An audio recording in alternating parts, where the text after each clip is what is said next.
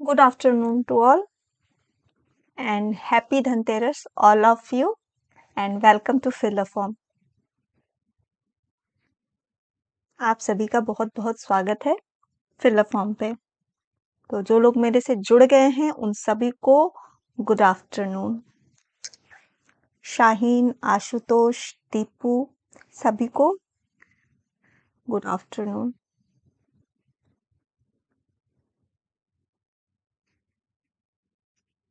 चलिए फिर आगे बढ़ते हैं हम। कल मेरी क्लास लाइट चले जाने की वजह से बीच में ही रुक गई थी, वाईफाई बंद हो गया था मेरा, इसलिए मेरी क्लास आप लोग के साथ कंटिन्यू नहीं हो पाई थी। तो आज हम उसी को आगे बढ़ाएंगे। जहां तक हमने प्रश्न किए हैं उसके हम आज आगे करेंगे। ठीक है, तो आगे बढ़ते हैं। तो जो लोग नए हैं उनको मैं बता दूं कि हमारा इंस्टाग्राम चैनल और टेलीग्राम चैनल दोनों है, आप हमें वहां पे भी फॉलो कर सकते हैं। तो सभी लोग जल्दी जल्दी मेरे साथ कनेक्ट होते जाइए ताकि आज की क्लास हम स्टार्ट कर सके।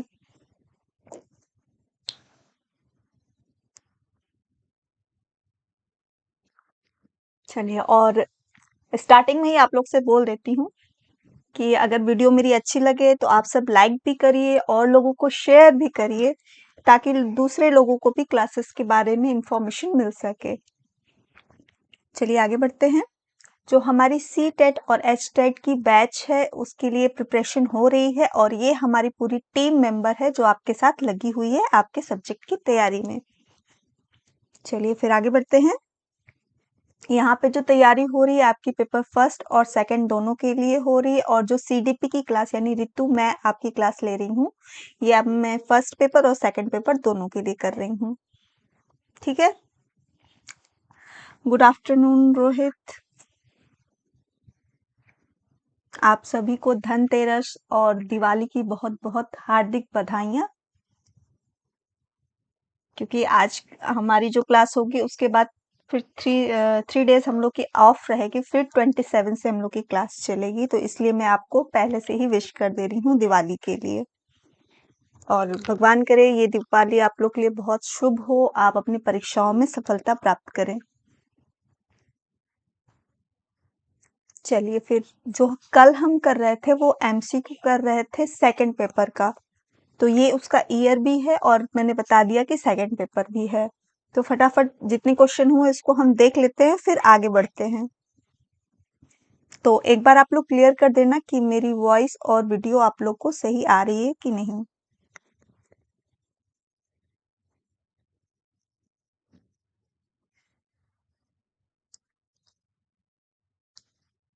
हैप्पी दिवाली दीपू।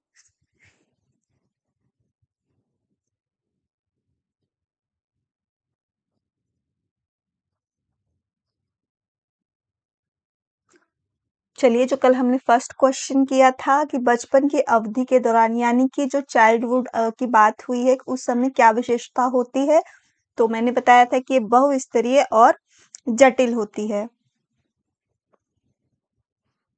मैं धनतेरस में मैंने सिक्का ही लिया है, बाकी और कुछ नहीं लिया है। आप लोग बताइए कि आप लोगों ने क्या लिया है।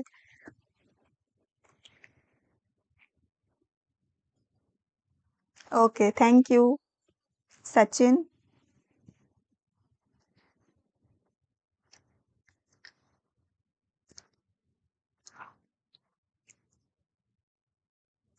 तो ये फर्स्ट क्वेश्चन था। सेकंड क्वेश्चन जो हमारा था वो था जॉन प्रोक्सिमल, जो आपका था समीपस्थ विकास का क्षेत्र, वो एक बच्चे के स्वतंत्र प्रदर्शन के वर्तमान स्तर और प्रदर्शन के स्तर के बीच के क्षेत्र होता है जो बच्चा अपने से मोर नॉलेजेबल पर्सन की हेल्प से उस कार्य को कर लेता है। ठीक है, थर्ड क्वेश्चन जो हमने किया था कि जीन प्याजे के अनुसार औपचारिक परिचालन चरण में बच्चे की क्या विशेषता होती है, तो वो काल्पनिक, तार्किक तर्क और प्रस्तावित विचार में सक्षम होते हैं। नेक्स्ट हमने जो किया था लॉरेंस कोहलबर्ग के नैतिक विकास के सिद्धांत के किस चरण में व्यक्तियों का मानना है कि वर्तमान सामाजिक व्यवस्था को सक्रिय रूप से बनाए रखने के लिए सकारात्मक मानवीय संबंध और सामाजिक व्यवस्था सुनिश्चित होती है। तो इसका जो राइट आंसर था वो था सामाजिक व्यवस्था बनाए रखने का अभिविन्यास। नेक्स्ट क्वेश्चन जो था, हार्वर्ड गार्डनर के बुद्धिमत्ता के सिद्धांत के अनुसार निम्नलिखित में से कौन सी बुद्धिमत्ता अंतर राज्य प्रदर्शन संभावनाओं की प्रकार की सही ढंग से मेल खाती जोड़ी है? इंटेलिजेंस एंड स्टेट प्रदर्शन संभावना के प्रकार, इसमें से सही आपको छांटना था जो था कि एथलेटिक जो होते हैं वो शारीरिक काइनेस्थेटिक होते हैं। ठीक है, इसको मैं जल्दी जल्दी कर रही हूँ क्योंकि कल ये हमारा हो चुका था। ठीक है, थैंक यू दीपू। और मेरा पढ़ाना तभी सफल होगा जब आप इस बार सीटेट क्वालिफाई कर जाएं। और मुझे बहुत खुशी होगी कि अगर 10% भी मेरी हेल्प से आप उस एग्जाम को पास कर पाते हैं तो मेरे लिए बहुत खुशी की बात होगी। ठीक है, लेव वाइगोट्स्की के अनुसार भाषा बच्चे के संज्ञानात्मक विकास में महत्वपूर्ण भूमिका निभाती है। जो वाइगोट्स्की जी हैं, इन्होंने भाषा को स्पेशल टूल माना था बच्चों के संज्ञानात्मक विकास के लिए। चलिए फिर आगे बढ़ते हैं।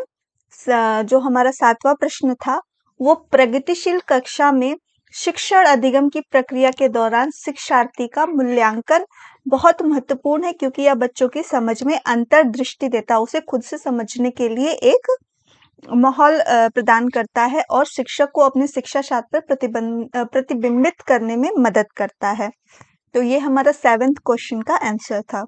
नेक्स्ट क्वेश्चन था कि लिंग रूढ़िवादिता को कम करने और सभी लिंगों के विकास की संभावनाओं को व्यापक बनाने के लिए एक प्रभावी कक्षा रणनीति है क्या है? कि सभी के साथ समूह में चर्चा की जाए। ठीक है, ये हमारा 8th क्वेश्चन का था आंसर। नेक्स्ट क्वेश्चन आज जो हम स्टार्ट करेंगे, यहाँ से आप सब आंसर करिएगा और क्वेश्चन भी डालते जाइएगा कि इस क्वेश्चन का ये आंसर है। ठीक है, कक्षा में बहुभाषावाद को शिक्षकों द्वारा के रूप में समझने की आवश्यकता है। अगर एक क्लासरूम में डिफरेंट लैंग्वेज के स्टूडेंट आते हैं तो शिक्षक को उसे किस रूप में ग्रहण करना चाहिए या लेना चाहिए? As a set of resource, ठीक है, एक बाधा के रूप में या समस्या के रूप में, या हम कहें असिमेटिक इशू यानी कि प्रणालीगत मुद्दा। क्वेश्चन नंबर 9 का सभी आंसर करिएगा।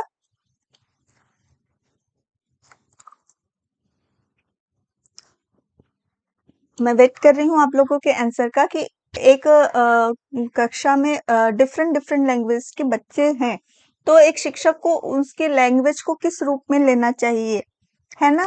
तो यहाँ पे पूछ रहा है एक परिसंपत्ति या संसाधन के रूप में, एक रिसोर्स के रूप में, या फिर बाधा के रूप में, या फिर समस्या के रूप में।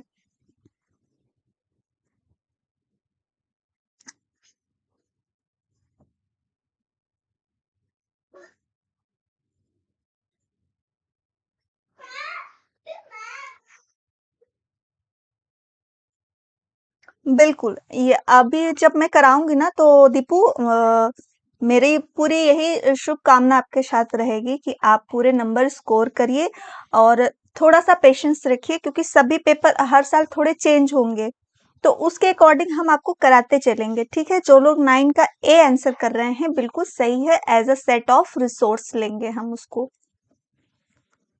ठीक है, जो सही आंसर होगा हमारा ये होगा। चलिए क्वेश्चन नंबर 10 की तरफ चलते हैं। एक बाल केंद्रित कक्षा वह है जिसमें शिक्षक ज्ञान के एकमात्र स्रोत के रूप में पाठ्य पुस्तक का उपयोग करता है। शिक्षक बच्चों को उनकी क्षमताओं के आधार पर अलग करता है। शिक्षक बच्चों के व्यवहार को निर्देशित करने के लिए पुरस्कार और दंड का उपयोग करता है। शिक्षक लचीला है और व्यक्तिगत बच्चों की जरूरतों को पूरा करता है। Ram Parvesh, good afternoon. आरती गुप्ता, हाँ मेरी class Monday to Saturday 3 PM पे एवरीडे होती है। ठीक है, संडे ऑफ रहता है। अभी दिवाली की छुट्टियां स्टार्ट हो रही हैं तो हमारी जो नेक्स्ट क्लास होगी वो 27 से होगी। निधि जी बिल्कुल सही बोल रही हैं कि अगर वीडियो आपको अच्छी लगती है तो मुझे लगता है अगर अच्छी लगेगी तो आप बिना कहे भी उसको लाइक करोगे।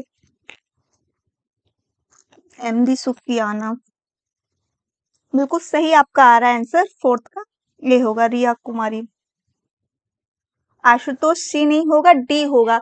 अगर हम बाल केंद्र शिक्षा की बात करें तो उसमें जो टीचर का रोल होना चाहिए वो फ्लेक्सिबल होना चाहिए और सभी बच्चों के व्यक्तिगत जरूरतों पर ध्यान देना चाहिए।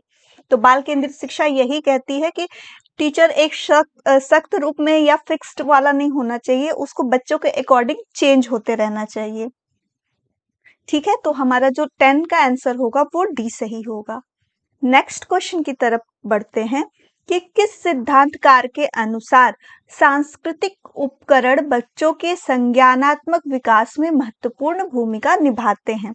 ये प्रश्न भी आप लोगों के लिए इजी है, आप बहुत आसानी से इसका उत्तर कर सकेंगे।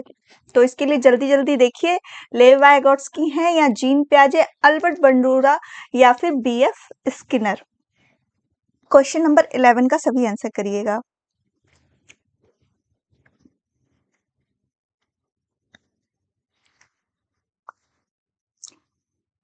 निधि की नहीं, जो लेव वायगॉट्स्की जी का सिद्धांत है उसको आप SCL से भी कर सकते हैं, यानी सोशल कल्चरल एंड लैंग्वेज। जो उन्होंने उनकी सिद्धांत का नाम है क्या है, सामाजिक सांस्कृतिक भाषा का सिद्धांत। ठीक है, उपकरण। तो हमारा जो राइट आंसर होगा वो हो जाएगा लेव वायगॉट्स्की होंगे। जीन पियाजे जी ने संज्ञानात्मक विकास का सिद्धांत दिया था।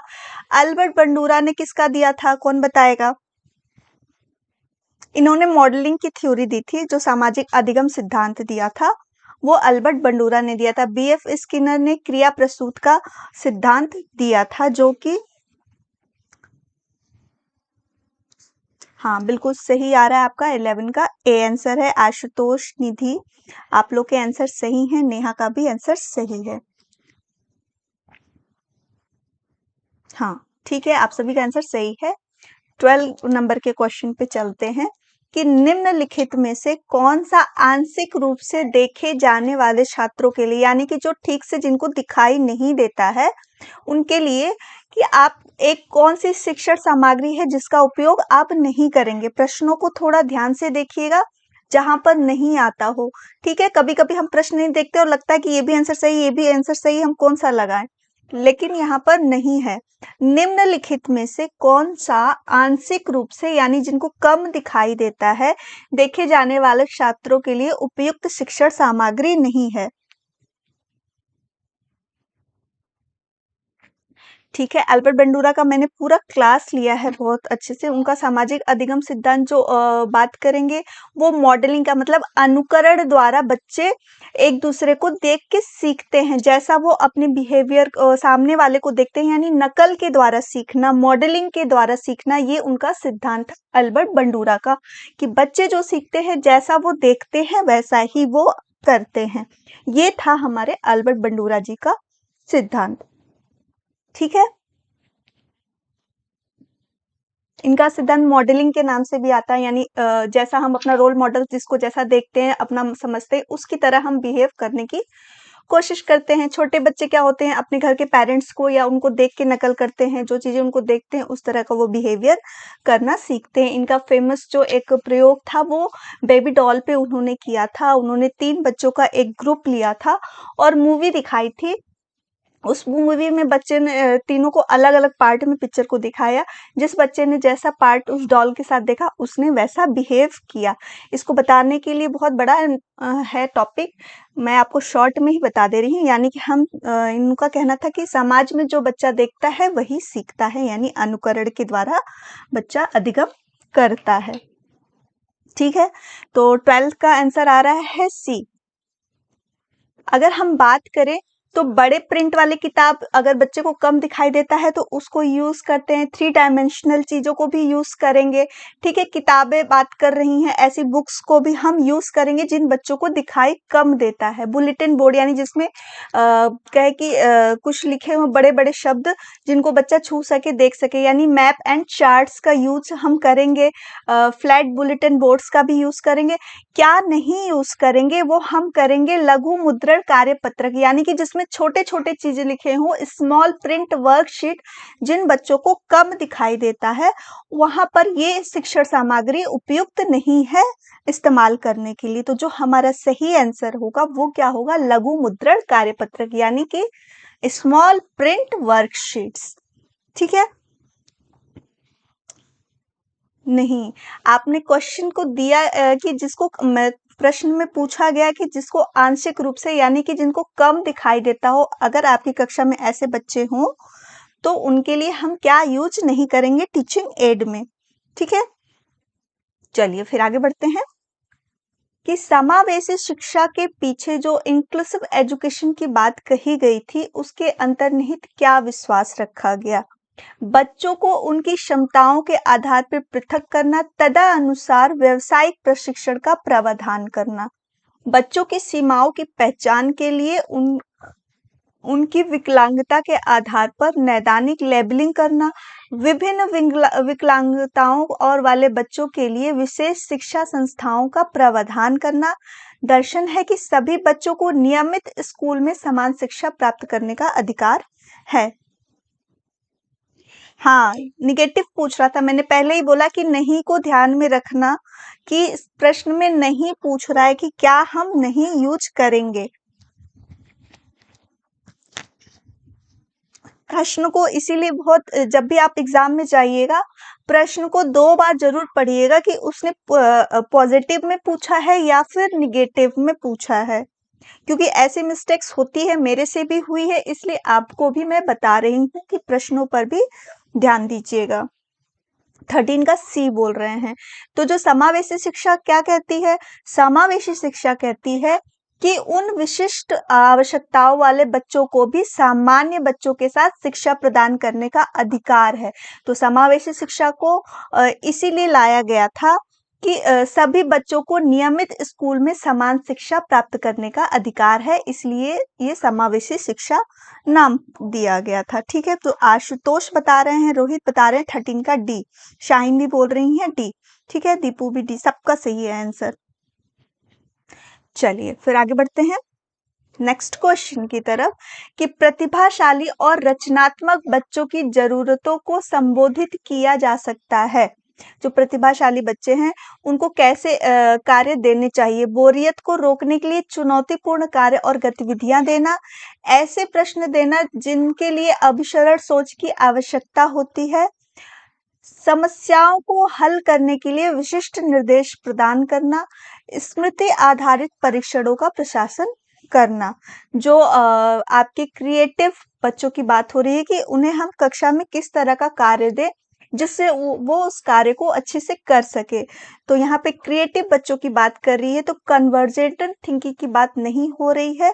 तो आप लोग ये आंसर मत करना कि ऐसे प्रश्न देना जिससे अभिसरण सोच की, ये जो डाइवर्जेंट थिंकिंग होते हैं यानी एक चीजों को कई तरीके से सोचने वाले होते हैं, इनको समस्याओं को हल, क्योंकि ये तो गिफ्टेड चाइल्ड है, तो समस्याओं को हल करने के लिए विशिष्ट निर्देश देने की आवश्यकता नहीं, इन्हें चैलेंजिंग टास्क करने में बहुत मजा आता है, उस तरह के कार्यों और गतिविधियों में इनको लगाना चाहिए ताकि ये अपने सब्जेक्ट से बोर ना हो और उसको और इंटरेस्ट से करें। तो जो राइट आंसर हमारा होगा वो हमारा फर्स्ट होगा, बोरियत को रोकने के लिए चैलेंजिंग टास्क देना। ठीक है ना, challenging task and activities to prevent, ठीक है ना, गतिविधियों को ध्यान में देना चाहिए। सी नहीं होगा, आप लोग समस्याओं को हल करने के लिए विशिष्ट निर्देश प्रदान करने की जरूरत नहीं, ऐसे बच्चे तो खुद ही समस्याओं को सॉल्व करना ज्यादा पसंद करते हैं। ठीक है, तो ये हमारा आंसर नहीं होगा, इनको चैलेंजिंग टास्क पसंद है, डिफरेंट तरह के सिचुएशन में जाना, डिफिकल्ट सिचुएशन में सॉल्व करना, इन्हें इन सब चीजों में ज्यादा मजा आता है। तो हमारा जो राइट आंसर होगा वो होगा फर्स्ट होगा, यानी कि बोरियत को रोकने के लिए चुनौतीपूर्ण कार्य और गतिविधियां देना।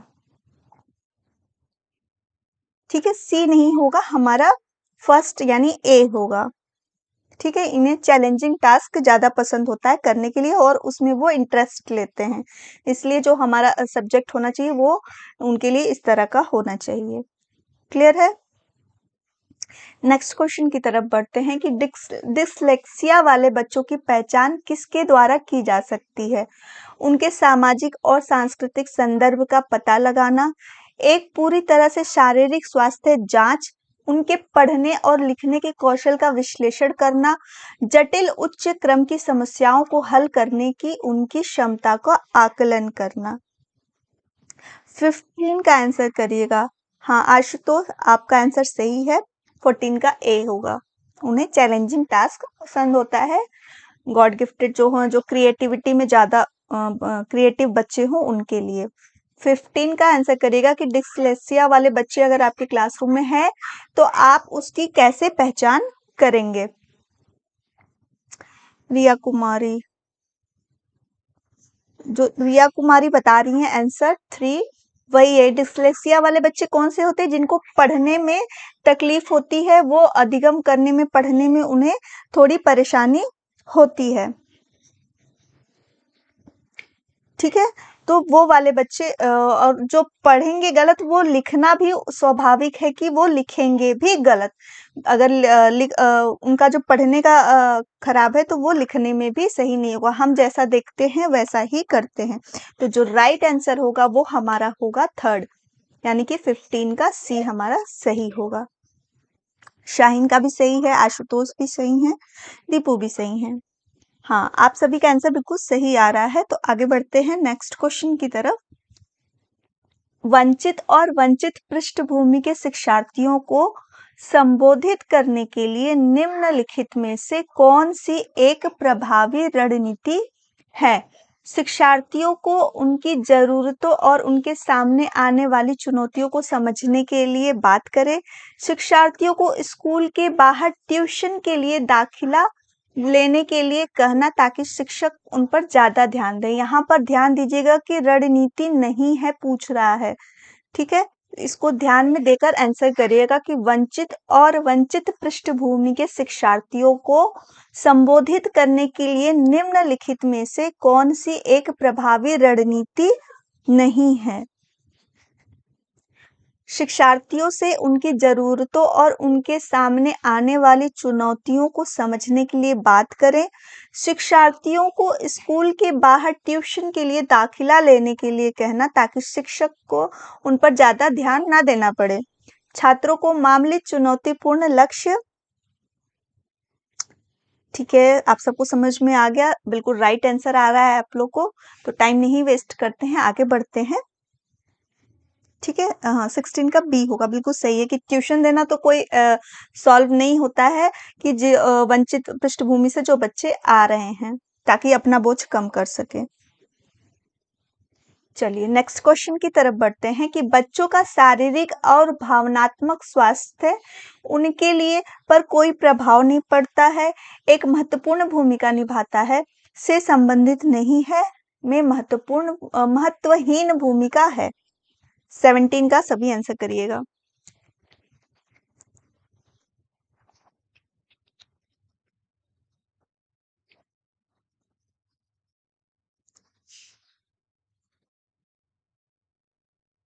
का सभी करिए। बच्चों के शारीरिक और भावनात्मक स्वास्थ्य के लिए सीखने में क्या है? इस पे कोई प्रभाव नहीं। भावनात्मक जो स्वास्थ्य होता है, इमोशनल जो हम बोलते हैं, emotional health children, physical and emotional health of children there learning, जिसका प्रभाव क्या होता है? बिल्कुल एक महत्वपूर्ण भूमिका निभाता है। बिल्कुल सही, आप सभी का आंसर आ रहा है। तो नेक्स्ट बढ़ते हैं हम क्वेश्चन नंबर 18 की तरफ। इसको थोड़ा ध्यान दीजिएगा, इसमें दो चीजों के लिए पूछ रहा है, इसमें आपको ऑप्शन लगाना, चूज करना होता है। कक्षाओं में सार्थक शिक्षा को बढ़ावा देने के लिए एक शिक्षक को चाहिए, यानी कि मीनिंगफुल लर्निंग को प्रोग्रेस करने के लिए एक शिक्षक को क्या करना चाहिए? छात्रों को अपनी भावनाओं और प्रेरणा को विनिमय करने में मदद करना चाहिए, छात्रों को उनके प्रदर्शन के अनुसार वर्गीकृत और लेबल करना और क्षमता समूहीकरण कर देना यानी डिवाइड कर देना। कई दृष्टिकोणों का निर्माण करने के लिए बच्चों के बीच संवाद और चर्चा को बढ़ावा देना। कक्षा में विविधता की उपेक्षा करना और शिक्षक के मानक तरीकों का पालन करना। तो जो राइट आंसर होगा वो पहले का पहला और दूसरा है, दूसरे का दूसरा और तीसरा है, तीसरे का पहला और दूसरा। इसमें से आपको सही ऑप्शन चुन के आपको सही जगह उसको लेबल करना है। फोर्थ में क्या होगा, पहला दूसरा तीसरा चौथा सबको मान लिया, तो ये आप बताइएगा क्या होगा। कक्षाओं में मीनिंगफुल लर्निंग को बढ़ावा देने के लिए शिक्षक को क्या करना चाहिए। छात्रों को अपनी भावनाओं और प्रेरणा को विनिमय करने में मदद करना चाहिए। Help student to regulate their own emotion and motivation, ठीक है। Categorise and label student according their performance and make ability and grouping.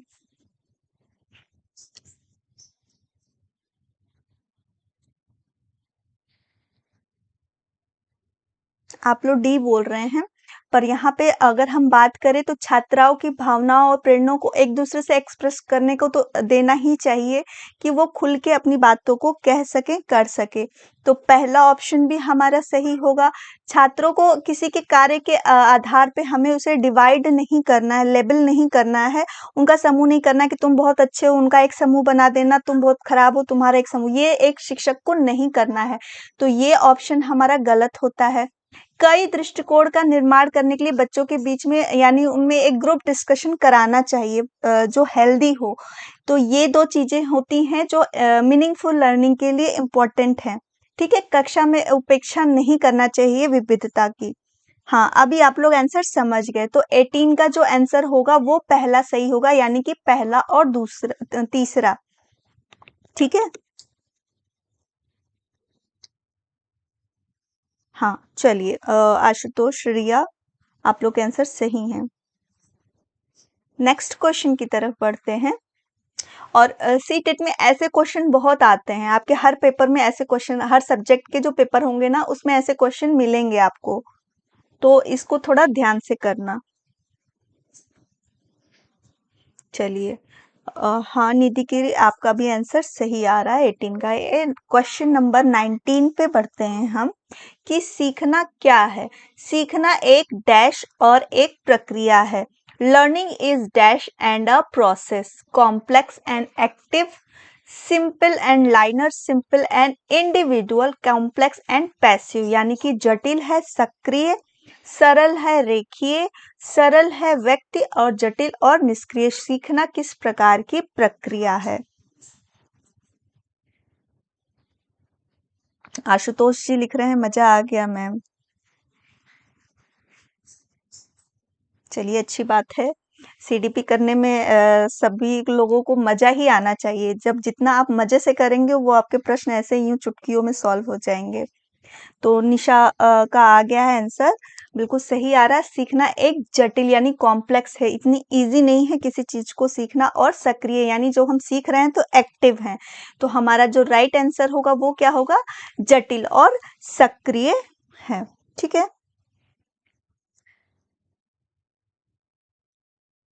आप सभी का आंसर बिल्कुल सही आ रहा है 19 का ए। चलिए क्वेश्चन आगे बढ़ते हैं 20 की तरफ कि एक शिक्षक को डैश सामाजिक होना चाहिए, सांस्कृतिक, धार्मिक और भाषाई सुविधा के लिए उसकी कक्षा में विविधता और सार्थकता शिक्षक को किस रूप में करना चाहिए।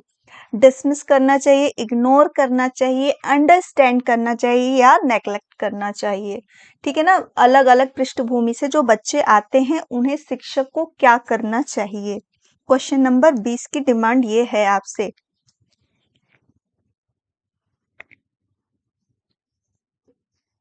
हाँ आशुतोष जी, आपका 19 के लिए सही आंसर आ रहा है।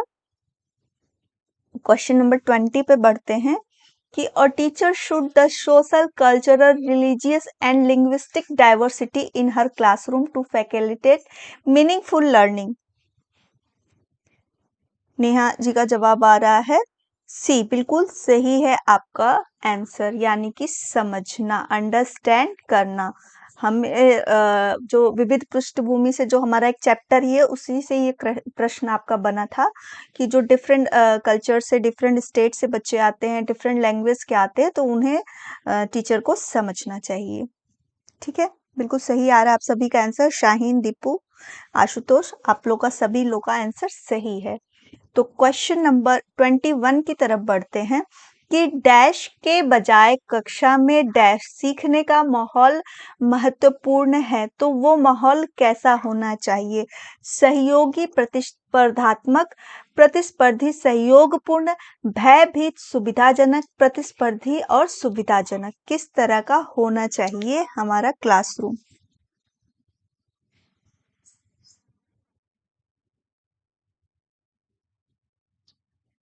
क्वेश्चन नंबर 21 का करिएगा। It is importance to create learning environment in the classroom rather than क्या करना चाहिए क्लास में इसके बजाय, ठीक है ना?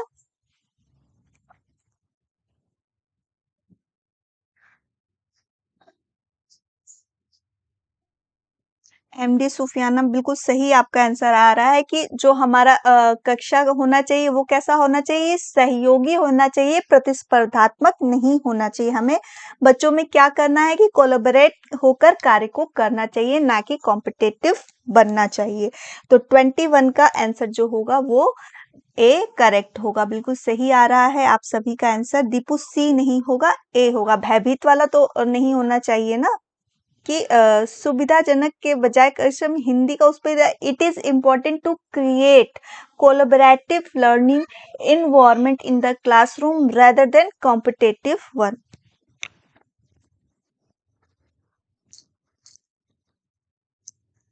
हाँ, 21 का ए करेक्ट है, बिल्कुल सही आप सभी का आंसर आया है। आगे बढ़ते हैं कि निम्नलिखित में से कौन सा छात्रों के सीखने के लिए प्रोत्साहित करने के लिए प्रभावी प्रेरक रणनीति का एक उदाहरण है? मचान प्रदान करना, यानी स्कैफ फोल्डिंग की बात की जा रही है कि मचान प्रदान करना, खासकर जब छात्र एक नया कौशल सीख रहा है, जब वो नए सिचुएशन में है और कुछ सीख रहा है, तो क्या करना चाहिए? सीखने के बजाय काम को पूरा करने पे जोर देना, ऐसा कार्य देना जो बहुत आसान हो, प्रतिस्पर्धा के लिए बहुत सारे अवसर पैदा करना।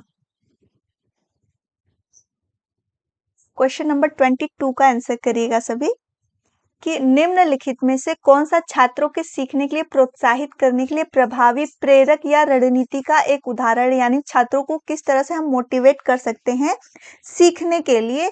तो वहां पे बात करिए प्रोवाइडिंग स्कैफोल्डिंग। स्कैफोल्डिंग की मैंने कितनी बार बात करी है आप लोगों से कि लेव वाइगोट्स्की जी क्या कहते हैं कि जहां बच्चा कुछ नया सीखने जाता है, उसकी वर्तमान स्थिति उस सीखने के प्रति क्या है, और वहां पे वो दूसरों की हेल्प से वो नए कार्य को सीखने में अपनी सफलता को प्राप्त कर सकता है। तो जो सही बात होगी वो क्या होगी? बच्चों को एक टेम्परोरी हेल्प देना ताकि वो नई चीजों को आसानी से सीख सके। जो लोग ए लिख रहे हैं, दीपू बस उन्होंने लिखा है। हाँ, निशा ने भी सही आंसर किया है। शाहीन, हाँ, डी नहीं होगा। हमारा जो सही आंसर होगा वो क्या होगा? प्रतिस्पर्धा तो हमें कराना नहीं है बच्चों में। हमें क्या करना है? Providing scaffolding. स्कैफोल्डिंग क्या है? एक हेल्प है, एक हिंट है जो बच्चे को नए कार्य सीखने में शिक्षक द्वारा या उससे जो अधिक नॉलेज उस क्षेत्र में रखता है, जो वो कार्य करने जा रहा है, वैसी एक मदद होती है बच्चे को कार्य करने में। ठीक है, हाँ, जेपीडी जो होती है स्कैफोल्डिंग की, लेवाइगर्स की जी ने बात की थी। ठीक है, जेडपीडी। ठीक है, तो यहाँ पे जो आंसर होगा स्कैफ फोल्डिंग, देखिएगा उसी से आपको समझ में आ जाएगा कि एक ऐसी टेम्प्रोरी हेल्प है जो बच्चे को किसी नए कार्य को सीखने में हेल्प करता है, उससे जो ज्यादा जानता हो। ठीक है, मोर नॉलेजेबल पर्सन। ठीक है, तो हमारा 21 का ए सही होगा। यास्मीन ने जो आंसर किया है वो सही है। ठीक है, चलिए नेक्स्ट क्वेश्चन की तरफ बढ़ते हैं। ये क्वेश्चन मैंने कई बार किया है, इसको कई बार बताया है आपको क्वेश्चन करते समय।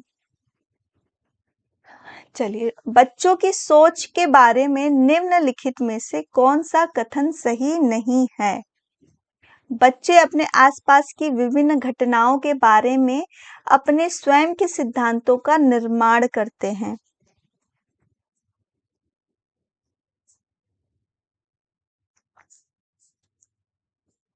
और बच्चे अपने दम पर अवधारणाओं के बारे में नहीं सोच सकते और शिक्षकों को प्राथमिक भूमिका जानकारी प्रदान करना है।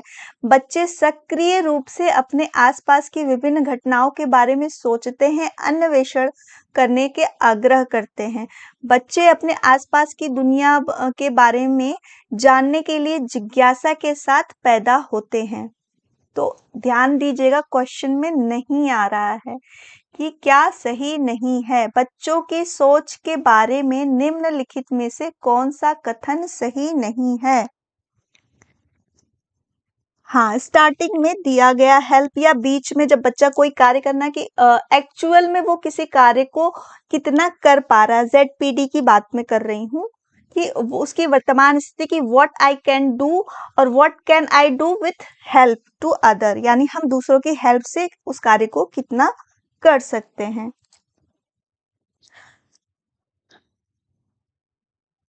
ए नहीं होगा। बच्चे तो अपने आसपास की विभिन्न चीजों को देखते हैं, स्वयं उसको समझने की कोशिश करते हैं, अपनी समझ का निर्माण करते हैं। ये बात जीन प्याजे जी ने कही है। तो जो राइट आंसर होगा वो क्या होगा? बच्चे अपने दम पे अवधारणाओं के बारे में नहीं सोच सकते। ये बिल्कुल गलत बात कही गई है। संरचनावाद में बोली गई है कि बच्चे अपने अगल बगल की चीजों को देखते हैं और वो अपनी समझ का निर्माण स्वयं करते हैं, उनके तरफ अट्रैक्ट होते हैं। ठीक है, शाहीन, दीपू, नेहा, आप सभी का आंसर सही आ रहा है।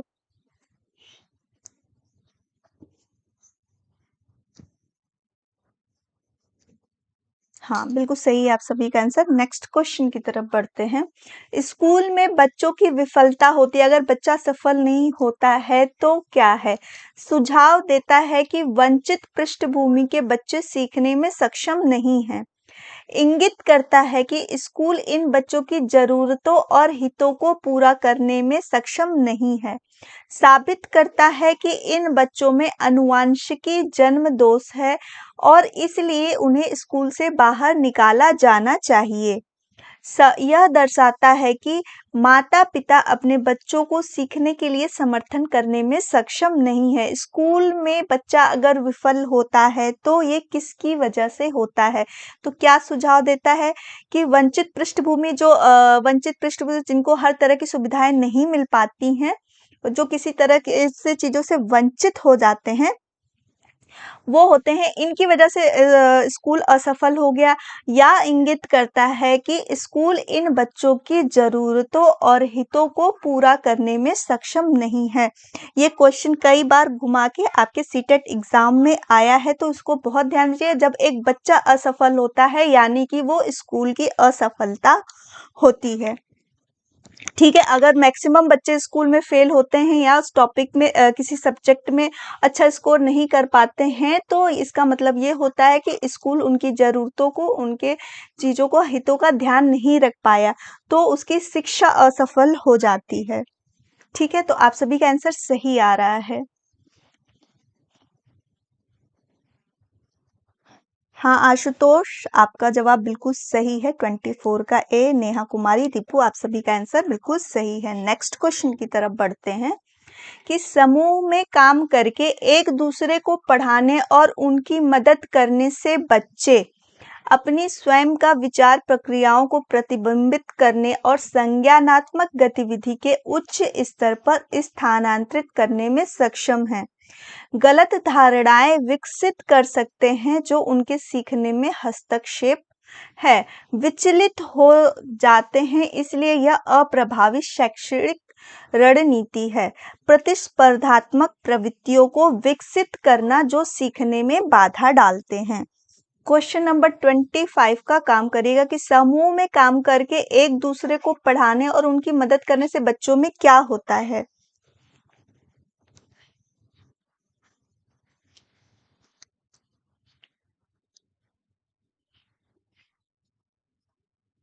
नेहा कुमारी का आ गया है आंसर। हाँ, बिल्कुल सही है कि जब वो बच्चा ग्रुप में काम करेगा, तो वो एक-दूसरे के विचारों को भी समझेंगे, अपने विचारों को भी व्यक्त करेंगे, विचारों का आदान-प्रदान होगा और उनका संज्ञानात्मक विकास भी अच्छा होगा। सभी का आंसर बिल्कुल राइट है। चलिए आगे बढ़ते हैं कि एक डैश कक्षा शिक्षक को अपने अध्यापन को अनुकूलित करने और व्यक्तिगत छात्राओं को पूरा करने के लिए मूल्यांकन को अलग-अलग करते हैं। तो ये किस 25 का ए आशुतोष सही है आपका आंसर। 26 के लिए करेगा in a classroom teacher adopt their pedagogy and vary assessment to cater to individual student, है ना। एक क्लासरूम में वो कौन सी क्लासरूम होगी या कक्षा होगी जिसमें अध्यापक व्यक्तिगत छात्रों के इंडिविजुअल डिफरेंसेस को समझते हुए अलग-अलग मूल्यांकन करता है।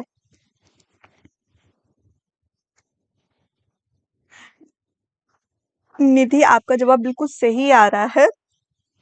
एक प्रगतिशील कक्षा में यानी प्रगतिशील कक्षा में बच्चों के इंडिविजुअल डिफरेंस को समझते हुए ही एक शिक्षक को असेसमेंट या मूल्यांकन करना चाहिए। तो बिल्कुल सही आंसर है निधि आपका।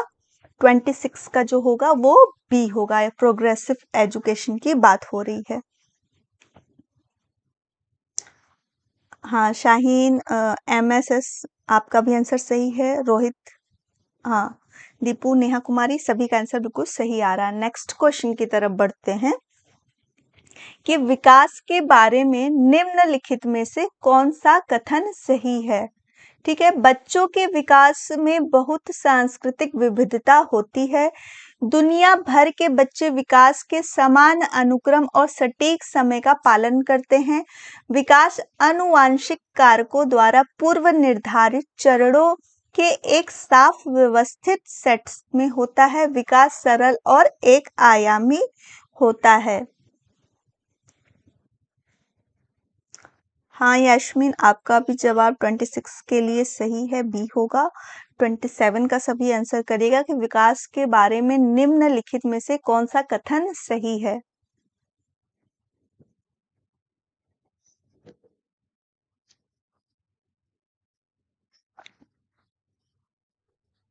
विकास तो सरल हो ही नहीं सकता और ये एक आयामी नहीं होता, ये बहुआयामी होता है विकास। निधि जी, विकास के बारे में पूछ रहा है कौन सा कथन सही है।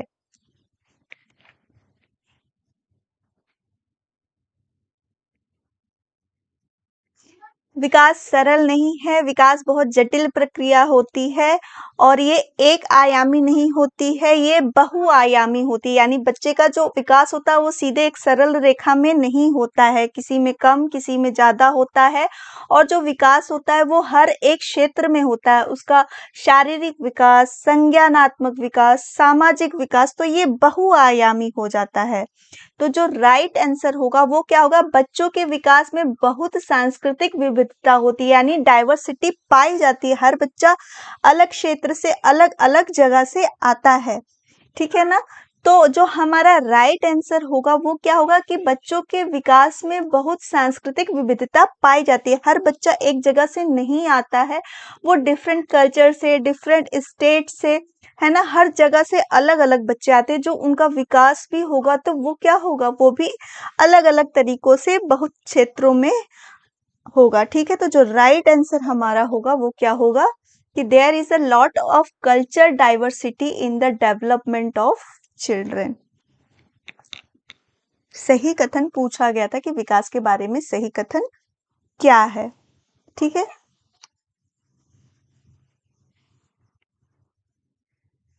चलिए आशुतोष का जवाब सही आ रहा है। हाँ 27 निधि का हाँ अभी पहले आप लोगों ने गलत आंसर किया था, अभी सही आंसर किया है। चलिए फिर आगे बढ़ते हैं 28 क्वेश्चन की तरफ कि निम्नलिखित में से कौन सा मध्य बाल्यावस्था की अवधि का एक प्रमुख पहचान है। ठीक है, which of the following is a major hallmark of the period of middle childhood. कि विश्वास बनाना, ठीक है, मेक विश्वास नाटक का उद्भव, तार्किक विचारों का विकास जो प्राकृतिक में ठोस हो, मोटर कौशल और समग्र शारीरिक विकास की तेजी से विकास, वैज्ञानिक तर्क और अमूर्त रूप से सोचने की क्षमता का विकास है। जो मिडिल एज की बात हो रही है, वो एक विशेषता क्या है, उनको कैसे पहचाना जाता है?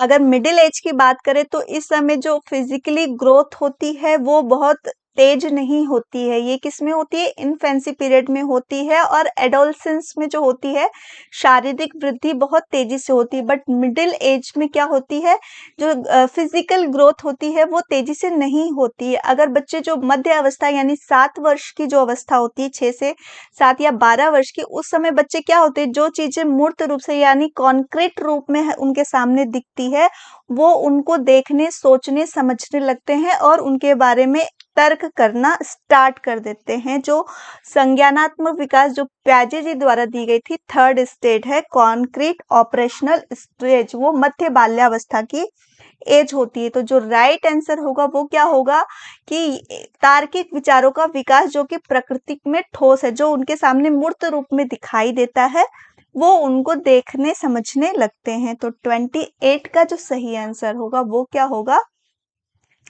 सेकंड होगा। वैज्ञानिक तर्क, अमूर्त सोच तो वो किशोरावस्था में करेंगे, ना कि बाल्यावस्था में करेंगे बच्चे। ठीक है आशुतोष, जो सही आंसर होगा वो हमारा बी होगा, यानी कि 2। कि ये स्टेज जो मध्य बाल्यावस्था वाली कौन सी होती है? 12 वर्ष से पहले वाली अवस्था और 6 वर्ष के बाद वाली अवस्था होती है। तो ये जो अवस्था होती है, इसमें बच्चे जो जिस कॉन्क्रीट रूप में उनके सामने दिखाई देती है उसके बारे में वो सोचने समझने लगते हैं, तर्क देने लगते हैं। तो जो हमारा राइट आंसर होगा वो होगा बी। रोहित ने सही जवाब दिया है, 28 का बी होगा। 29 की तरफ पहुंचते हैं कि स्कूल बच्चों का सामाजिकरण है। स्कूल क्या है? स्कूल में कोई भूमिका नहीं निभाता है, में बहुत कम भूमिका निभाता है, कि एक प्राथमिक एजेंसी है या द्वितीयक एजेंसी है। स्कूल कौन सी एजेंसी है? मैंने सोशलाइजेशन चैप्टर अभी आपको हाल ही में पढ़ाया था। तो जल्दी जल्दी फटाफट आंसर करिएगा कि स्कूल जो समाजीकरण का है वो कौन सी एजेंसी होती है?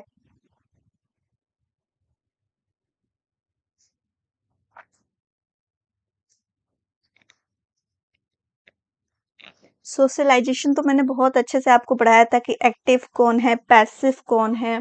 फर्स्ट हमारा जो स्कूल होता है, परिवार होता है, परिवार के सदस्य होते हैं सोशलाइजेशन के। उसके बाद जो हम फॉर्मल रूप से कहीं जब कुछ सीखते हैं, समाजीकरण होता है, तो उसमें हमारे स्कूल, विद्यालय, ट्यूशन, इंस्टीट्यूट, ये सब आते हैं हमारे द्वितीयक एजेंसी में।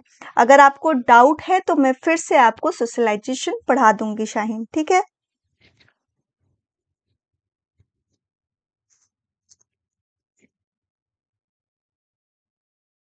हाँ, सभी का आंसर सही है शाहीन, सी नहीं होगा।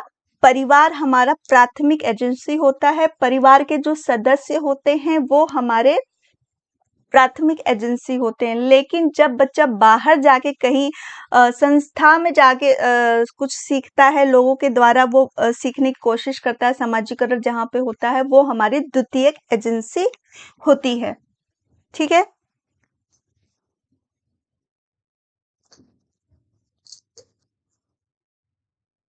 हाँ, यास्मीन, सभी का जवाब सही आ रहा है। स्कूल हमारा द्वितीयक है। ठीक है? चलिए आगे बढ़ते हैं। निम्नलिखित में से किस सिद्धांतकार ने प्रस्तावित किया कि बच्चों की सोच वयस्कों से गुणात्मक रूप से भिन्न है? तो जो ये बोला था, ये किसने बोला था? जो बात है वो सही है कि बच्चों का जो सोच होगा वो बड़ों की अपेक्षा अलग होगी, हर बच्चा अलग अलग सोचता है।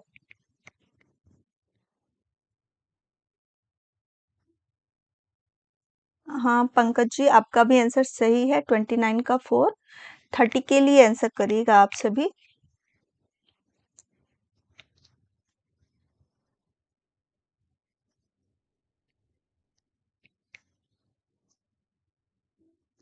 कि निम्नलिखित में से किस सिद्धांतकार ने प्रस्तावित किया कि बच्चों की सोच वयस्कों से गुणात्मक रूप से भिन्न होती है? तो जीन पियाजे ने कहा है, लेव वाइगोट्स्की ने कहा है, हार्वर्ड गार्डनर ने कहा है, या लॉरेंस कोहलबर्ग ने कहा है?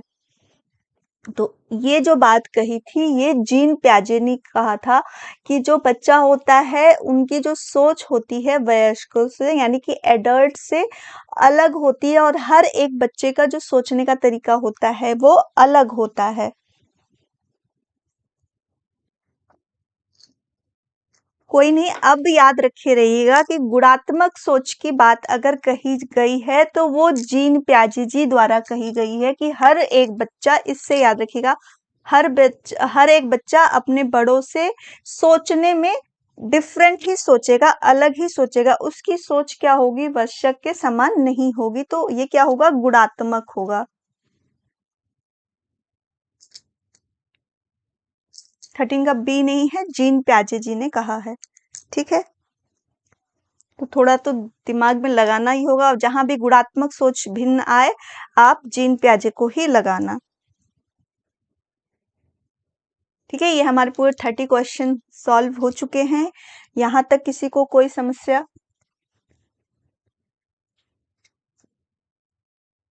हाँ दीपू, ए होगा। अगर किसी को कोई समस्या आती है तो एक बार क्लियर करो।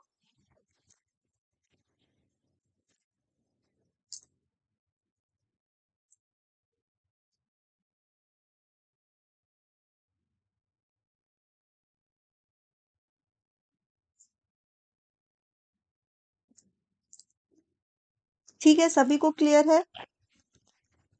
31 नहीं है, मैंने 30 का सेट ही बनाया था क्वेश्चन पेपर। ये सेकंड पेपर था आपका जो 2021 में आया था, उसको मैंने कराया था। ठीक है, और कल ये क्लास हमारी पूरी नहीं हो पाई थी। ठीक है, तो आज का क्वेश्चन का सेट कैसा लगा आपको? ये सेकंड पेपर का था, और आप लोग कितना सॉल्व कर पाए?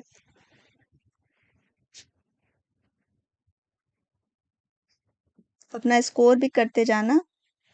अब 27 को होगी हमारी क्लास। ठीक है, और मैं कोशिश यही कर रही हूँ कि ज़्यादा से ज़्यादा आपके क्वेश्चन कराते जाऊं और उसमें आपके डाउट्स को भी क्लियर करते चलूं। ठीक है, और जो टॉपिक अभी तक नहीं समझ में आया, जैसे शाहीन ने कहा कि सोशलाइजेशन एक बार बता दीजिए, अल्बर्ट बंडूरा, तो वो मैं कोशिश करूंगी कि आपको 27 के बाद वो चीज़ें मैं एक बार फिर से आपको करा दूं, ताकि आपके डाउट्स क्लियर हो जाएं। ठीक है, okay, bye all of you and happy Diwali all of you. और अच्छे से दिवाली मनाइए आप सभी, और दिवाली के बाद फिर पढ़ाई में मन से लग जाइए, क्योंकि सीटेट की जो आपकी नोटिफिकेशन है आ चुकी है। आपके एग्जाम दिसंबर टू जनवरी चलेंगे, और उसके फॉर्म भी 31 अक्टूबर से आपके फिलअप होना शुरू हो जाएंगे। तो जल्दी जल्दी फॉर्म भरना, और सही से देख के सारी इंफॉर्मेशन डालना। ठीक है, तो happy Diwali all of you and take care. फिर मिलते हैं हम 27 को। Okay, bye all of you.